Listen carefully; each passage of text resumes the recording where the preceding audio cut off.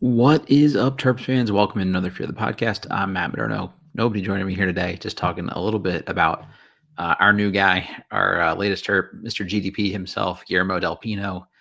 Had 23 huge points tonight in the FIBA, or earlier today, I should say, in the FIBA Under 18 European Championships. Won it for Spain at the buzzer, essentially. There were 1.3 seconds left, and they're down two, and the man just drills a deep three to win the whole tournament. I mean, I'm picturing like the Sam Cassell, big stones, gif here at this point. Like it was pretty impressive. He scored the final 9 points for Spain, capped an 8-point Spanish comeback. Essentially, they were down 8 points with 34 seconds left and came back and won. Like that's pretty incredible. And he was a major piece of that, if not sort of the major piece. So pretty cool. I mean, honestly, like it's nice to see one of our guys, have a moment like this in the summer. They hadn't been particularly noteworthy European championships. I would say I was watching a decent amount of these games because I'm sick and there's not a whole lot of other basketball on other than TBT at the moment. So once Shell Shock was on or was out of it, it was kind of nice to have something to switch over to. Delpino today. Geez, I'm just finishing the game tonight. Had a bunch of nice mid-range pull-ups, like just kind of stopped on a dime and just hit a couple free throw, area jump shots, which was cool. Had one really nice, tough finish in traffic with the offhand, I want to say as well, but finished, in a congested paint. That's the thing about European basketball is pretty similar to the NBA or to college basketball in the sense that, that can clog the lane, unlike the NBA. So from a physicality standpoint, it won't be kind of different for him seeing some big, heavy bodies wanting to bump him around the rim. And that's not really been the strength of his game, I wouldn't say, but did that pretty well today in a big moment. He had like an awesome step back three late and then drove, which was great to see as well. Wasn't afraid to put the ball on the floor and try to get to the rim. And then the last three at the end, shout out to whoever set this huge screen for him to get him open. But, he made the shot and it looks like a kind of different looking shot. Like it's maybe a little flat at times. So I was nice to see, I was, encouraged to see him make some of these deep shots and, be able to shoot from extended range because he's not the most dynamic or explosive guy. So him being able to just kind of rise up over dudes and take some shots. He's a decent sized guard. He's going to have most of the time, I would imagine, guys that are smaller than him guarding him. So if he can just kind of shoot over them, that's going to make up for some of that lack of athleticism, I think is the hope.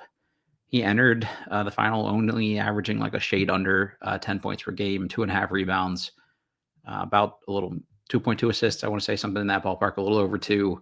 Played about 21 minutes a game. And, he had one really good game in group play early against Slovenia, had 15 points, had 6 rebounds, but didn't do a whole lot else in group play. I honestly didn't go back and watch some of those other games because it just wasn't, I don't know, he was the guy I was watching for. So when I saw he didn't do much, it wasn't really worth it. But I didn't really need him to. They had a couple other decent guards that they were able to kind of give some opportunities to and get up early. And they were, obviously, they won the tournament. So one of the better teams in it. So not really pushed that hard in group play other than that Slovenia game, which was again, an impressive performance by him. In the quarterfinals, he had 12 points, 3 assists, had a couple steals, which was nice to see them get past Turkey. The defense wasn't great from him in the tournament. If I have to be honest here, at least from my perspective, obviously I don't know what they're asking him to do. It seems like he got beat off the dribble a good amount here, but maybe that was the scheme, was to funnel, guys in certain directions or to certain help defenders. So I think defense is the hardest thing to judge, especially internationally. I'm less familiar with what these coaches are trying to do and what they want them to run out there. So it's just kind of hard to be fair and transparent about it. But it didn't look like he was going to be some world beater defensively. But at least if you're active and you can get your hands on a couple balls here and there, like that's worth it. In the semifinals, had a tournament high 30 minutes, which was big for him. So he's a guy that they can, if they have to rely on him or break in case of emergency this season as the Terps, if he is available, which we'll get more into the redshirt thing here in a minute. It's nice to see, he's comfortable playing big minutes when he needs to. Sometimes these guys play in these European leagues and the younger guys may only play 9 minutes a game or something like that in a second division in Spain or wherever the case may be. So it's a big adjustment to come college basketball and play 25 minutes. But for someone like him, if he's going to be counted on as more of a reserve, which I think is going to be the case, he's comfortable playing 8 minutes or also playing 30, So I think that's nice to see he can be productive, kind of whatever the case may be here. Had 14 points in that situation in the semis in a big comeback win for Spain over Italy, which was awesome. And they needed him. They looked just sort of out of it offensively for a good stretch of that game, and he just kind of got them going, organized some offense, had a couple of those 14 points late in the game, which is awesome. And this is just a dude that like there's some shit to him. Like he was not afraid of this moment, and when you watch him, I think you look at the box score, I would say, and people are like, oh, is this an NBA player? Is this an NBA prospect? And I don't see that personally, at least not yet, because just some of those limitations are really glaring when you watch these actual games. Like he rarely puts his left hand on the ball while dribbling. Like it's hard to have like not be this dynamic first step guy and also have 95% of your dribbles with your dominant hand. So that's something he's got to work on. He's got this like kind of good hostage dribble thing though that I feel like a lot of the European guys do that helps him protect the ball, which is great. He's obviously got to get stronger. I think that's true for I don't know, probably 90% of the guys in that tournament. Just to that age group, it's just sort of a thing. Like I said, the defense wasn't great, but let's focus on the good. Like this is a dude that gets to his spots, and that he can just kind of will himself to the free throw line and pull up over these guys is great. He's dribbling sort of one side, or, driving in one direction, and can still get to the rim a decent amount, which is good to see. Wasn't like crazy pick and roll heavy. You see that some of these guys like a Kaspar Siakachonis last year was just like dominant in the pick and roll, but also all of his possessions pretty much came in that. Like Delpino didn't really do that exclusively, which was kind of nice to see. He just kind of freelanced a little bit, which is an interesting wrinkle for them, and we'll see how much Buzz relies on him in pick and roll. But he is good as a passer to the roller, so I could picture Pharrell Payne setting a screen for him and then catching a lob over the top. And Delpino is a willing passer. He made a couple flashy ones. He had a really cool behind the back pass tonight that led to an open three, I want to say, if I'm remembering correctly there. So that's pretty cool. Also, not a thing you do in the finals of like international competition if you don't, again, have some stones to you, which is awesome. So just a guy like that that's not afraid of the moment. Like this is pretty cool. Like if you've been the MVP for your country at any point, which he was the 2023 FIBA Under 16 European Championships MVP. So 2 summers ago, he led Spain to gold there. He had 22 points in the final against Italy in that one, had 14 and a half points per game for the tournament. He was really good again in the U17 World Cup, averaged 11, 2.5 against top global competition, and then performed pretty well by all accounts in this past February's Basketball Without Borders camp. So this is a dude, like I said, that's been big on the world stage. If you've been the MVP for your country at any level, I could promise you're not going to be scared going into Pinnacle Bank Arena in January or whenever and having to play meaningful minutes against Nebraska if this team needs him to step up and do that. So I don't know. Maybe let's just talk a little bit about what this could mean for him role-wise for the Terps this season. I saw a lot of people, speculating about the red shirt. Jeff and Paul and Larry and the guys did a great job on IMS radio the other day, just kind of projecting out what the rotation may actually look like. And, this is a guy whose name came up in that red shirt conversation. So that was probably, I think, where a lot of people were leaning going into this. I saw a lot of comments, on the IMS board and things like that after that said, oh, like a performance like this, he's a lot less likely to redshirt if he's looking like this. I think just going deep into this tournament like this may actually make it more likely for someone like him to redshirt, only because he's the lone guy not with the team right now. So he's behind the 8 ball, and it's clear that Buzz seems to prioritize these summer months and getting guys acclimated. Now they may need him role wise. Like obviously Miles Rice is going to get a ton of minutes as like the de facto point guard.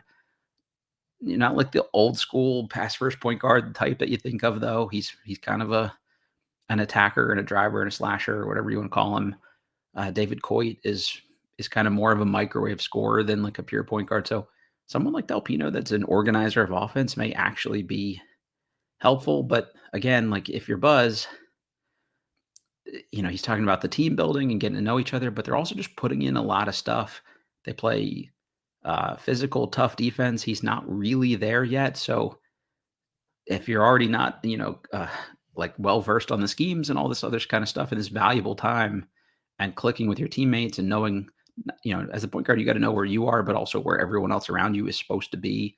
So if you just don't get all the extra time to soak that in as a freshman point guard, I think there's a reasonable chance like he actually is one of those redshirt guys. I think there are probably, three realistic candidates here. It's him, it's Josiah Harper, who I think is almost definitely a lock to be a redshirt at this point. Like Buzz likes physical 6'7" athletic wings, and Harper is a crazy athlete, but he's just not strong enough yet. And they have other dudes there. Like you've got Solomon Washington already, you've got George Turkson. Like these are Marquise Passmore. Like these are athletic wings that I think are going to get the majority of those minutes. So Harper, I would say, is the lock to redshirt. And then the other one is probably Alex Alston, but this team is not super deep in the front court. They don't really have much of a stretch big other than Elijah Saunders. If you want to maybe try to play him a few minutes of small ball five here and there, if they plan to go big as the starting unit, or at least the closing unit, is the other thing I've said with this group with Buzz. Like it may ultimately not matter who starts the games because he'll weirdly throw in a couple minutes for some reserve that barely plays at the start of the game and then take him out at the first media timeout and barely play him again. But the core unit, if it features Washington, Saunders, and Payne, that pretty much only leaves Colin Metcalf as the other big to cycle in. So Alston may have to be available to you as your like break in case of emergency big.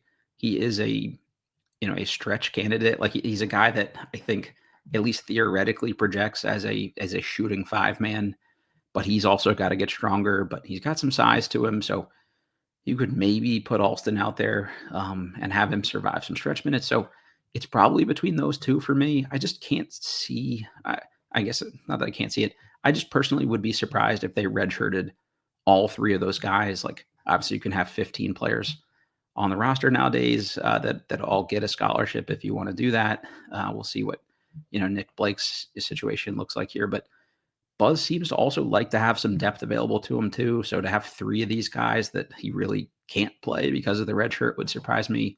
Two of them make sense. So I think it's really down to Alston and Delpino and just not being there for these kind of pivotal months, like I said, but potentially put them by the eight ball, or though maybe they've seen enough just watching these games, because I can tell you Buzz and the staff are locked in on these minutes here too. Maybe that's just good enough, and they feel good that he can come in right away and play some backup point guard minutes. And I think that's probably the most you're projecting from someone like him in year one if he doesn't receive that red shirt. It's just come in, have some decent size, try to hold up decently defensively, and just run offense, organize people, get people in the right spots, run a couple high pick and rolls with somebody, and just try to move the ball around and be a willing shooter. If you need to, he was okay in catch and shoot in spots in this tournament too. So he doesn't need the ball in his hands only to be a shooter. I need to pull up like actual splits to back that up, but that's at least what it looked like anecdotally kind of watching some of those games. So can he be okay off ball in a few minutes, just given his size? That might also be helpful from a lineup versatility perspective if he can be a 6'3", 6'4" off ball guy a little bit here too. So we'll see what ultimately shakes out of this, but it's encouraging to see overall. I was a little panicky seeing I think their second game of the tournament, he had like 2 points. It was like, oh boy, okay. Maybe the moment's too much for him, but really locked in when it mattered. And that's what you'd like to see. If someone's going to have a huge game, obviously you'd want it to be in the biggest moment. So I'm sure Buzz likes to see that. He does empower his guards a lot. Anybody that watched Wade Taylor play the last handful of years knows that he's not afraid to give guys the green light, and Wade was high usage and not crazy efficient.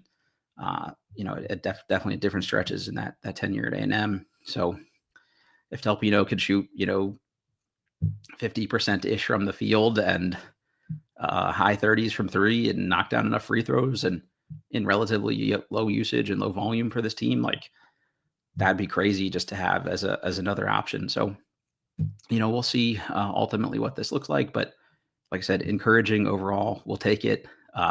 So shout out to our guy GDP, and just I don't know, fear the turtle rest of the world because the guy looks to be a part of international competition for years to come for Spain. So congrats to Spain on getting the win, and congrats to GDP on the winning the game for them.